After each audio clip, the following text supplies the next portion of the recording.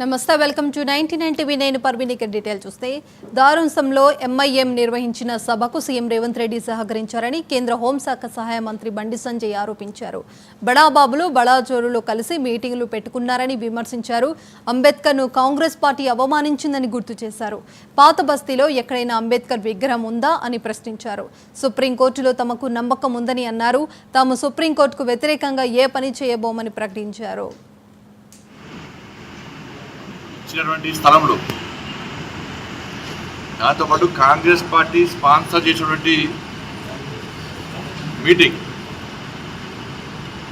దారుణ స్థలంలో జరిగిన మీటింగ్ అంతా కూడా కాంగ్రెస్ పార్టీ సాక్షాత్తు రాష్ట్ర ముఖ్యమంత్రి రేవంత్ రెడ్డి గారు స్పాన్సర్ చేసిన మీటింగ్. నేను మళ్ళీ చెప్తున్న కర్త కర్మ క్రియ అంతా కూడా రేవంత్ రెడ్డి గారు అన్ని రకాలుగా సహాయం చేశారు. సవరణ బిల్లుకు వ్యతిరేకంగా మీటింగ్ పెట్టారు. ఈ మీటింగ్ ద్వారా వాళ్ళు సాధించింది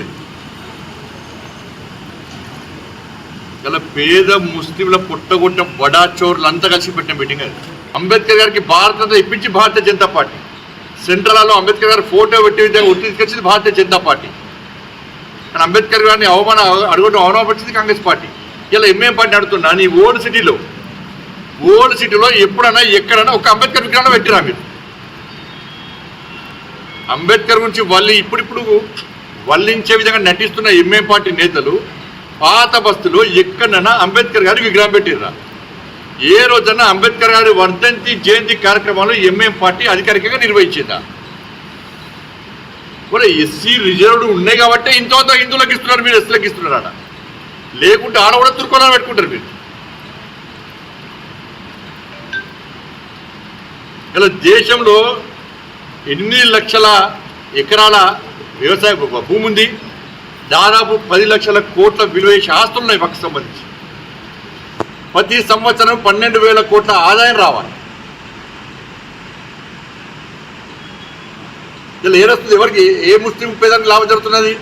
వీళ్ళు చంపుతున్నారు పైసలన్నీ. నేను మీటింగ్ పెట్టిన వాళ్ళు చంపుతున్నారు పైసలన్నీ. పేద ముస్లింలకు న్యాయం జరగాలని చెప్పి ఆలోచనతో ఇలా ఈ వక్ఫ్ సవరణ బిల్లు తీసుకొచ్చినాం. తప్పకుండా కోర్టుల మీద విశ్వాసం నమ్మకం ఉంది. గౌరవ సుప్రీంకోర్టు తప్పకుండా దీనికి అనుగుణంగా తీర్పిస్తుందని చెప్పి విశ్వాసం నమ్మకం మాకు ఉంది. ఆ గౌరవ సుప్రీంకోర్టు తీర్పుకు అనుకూలంగా మేము ముందుకు ప్రయత్నం చేస్తాం. హైదరాబాద్ పరిధిలోని